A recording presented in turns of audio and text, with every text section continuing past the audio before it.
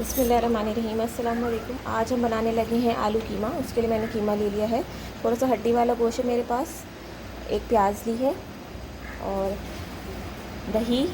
आलू हम एंड में शामिल करेंगे तो मैं वो आपको साथ साथ दिखाऊंगी। चले आए रेसिपी स्टार्ट करते हैं। तेल गरम हो चुका है तो उसमें हम प्याज शामिल करेंगे।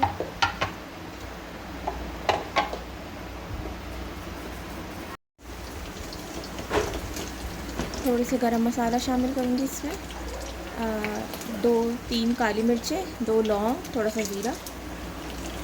साथ साथ हम अपना इसमें गोश्त शामिल कर देंगे।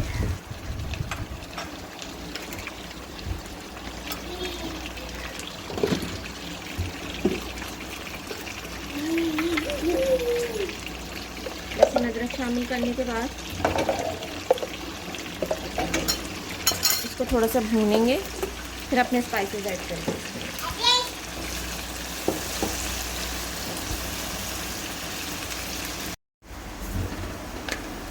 स्पाइसेस में हम ऐड करेंगे हल्दी,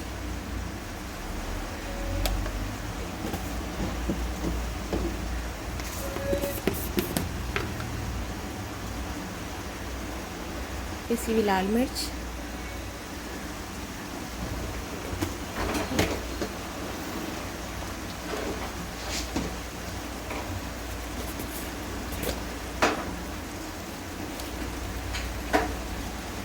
और थोड़ा सा सूखा धनिया।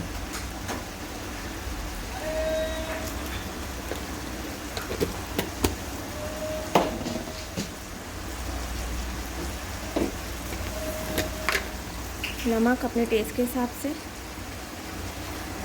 थोड़ा सा पानी डाल के इसको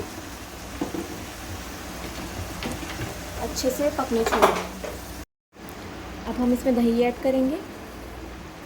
तकरीबन 2 चम्मच के करीब दही होगी मेरे पास।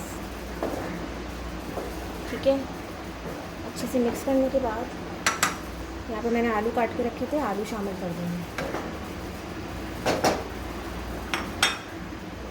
और थोड़ी 2-3 हरी मिर्च शामिल करी मैंने इसमें।